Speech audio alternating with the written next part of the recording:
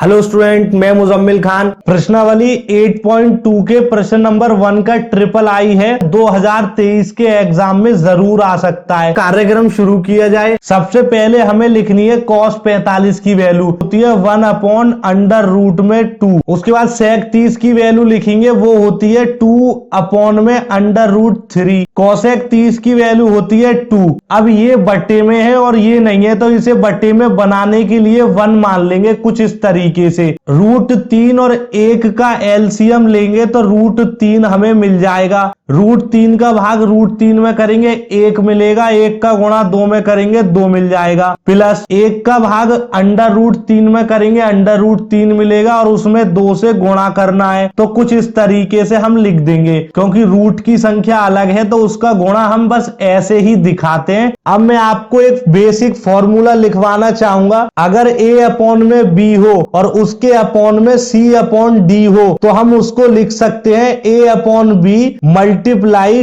d/c, कुछ इस तरीके से। तो यहां पर भी हम यही रूल लगाएंगे, 1 बट्टे में √2 ऐसा ही रहेगा, गुणा √3 बट्टे में 2 प्लस 2 हम इस तरीके से लिख देंगे। 1 का गुणा √3 में करेंगे √3 मिलेगा, √2 का गुणा 2 में करेंगे तो 2 मिलेगा, प्लस √2 का गुणा √3 में करेंगे तो 2√6 मिल जाएगा। अब यहां से 2 कॉमन ले सकते हैं हम, √6 प्लस √2, पहले बड़ा अंडर रूट फिर उसके बाद छोटा, कुछ इस तरीके से लिख देंगे। अब यहीं पर आकर काफी स्टूडेंट फंस जाते हैं और उनसे सवाल आगे सॉल्व नहीं होता। तो मैं आपको बता दूं, आपको हमेशा एक बात याद रखनी है, जब भी अंडर रूट नीचे आ जाता है बट्टे में तो उसे हमें खत्म करके ऊपर पहुंचाना पड़ता है। तो ऊपर कैसे पहुंचा सकते हैं? हर का परिमेयकरण करने पर, और परिमेयकरण बहुत सिंपल है, पहले जैसा सवाल दे रखा है एक बार ऐसा ही लिख दो, उसके बाद गुणा लगाओ और जो जो अंडर रूट में दे रखा है उसे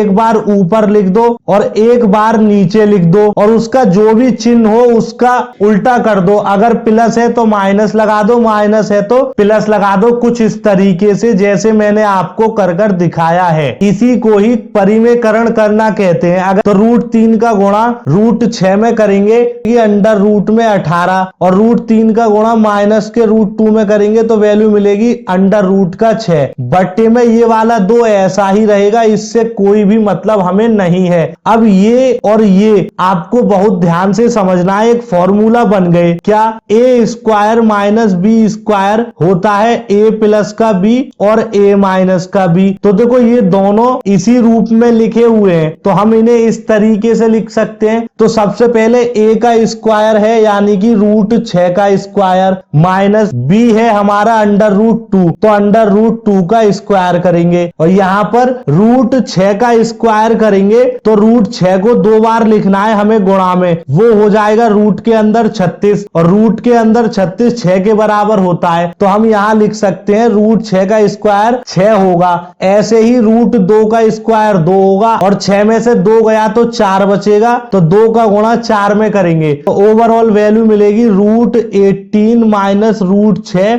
बट्टे में 8। अब आप पहले इसे उतार लीजिए, फिर मैं आपको इसी सवाल को आगे सॉल्व कर कर दिखाता हूं। देखिए 6 के अगर हम गुणनखंड करेंगे तो 2 गुणा 3 मिलेगा, लेकिन अगर हम 18 के गुणनखंड करेंगे तो वैल्यू मिलेगी 2 गुणा 3 गुणा 3। तो हम यहां पर इसको इस तरीके से लिख सकते हैं 2 गुणा 3 गुणा 3। इसको भी हम इस रूप में लिख सकते हैं √9 गुणा √2, कुछ इस तरीके से। √9 का गुणा √2 में करेंगे तो √18 ही होगा। अब आपको पता है 9 का वर्गमूल 3 होता है, तो हमारे पास वैल्यू मिलेगी 3 अंडर रूट 2 माइनस का √6 बट्टे में 8। तो हमारे इस सवाल का यही आंसर होगा। अगर आप चाहते हो तो आप इतना भी सॉल्व कर कर आ सकते हो, कोई गलती नहीं है, लेकिन आप उसके फैक्टर करके पूरा सवाल सॉल्व करोगे तो हमारे पास ये आंसर आएगा। बस यही फर्क था इस √18 में और 3 अंडर रूट 2 में। अब आगे के जो सवाल बचे I, V और V, उनको हम नेक्स्ट वीडियो में देखेंगे। इस वीडियो के बारे में अपनी राय हमें कमेंट बॉक्स में जरूर बताएं। धन्यवाद।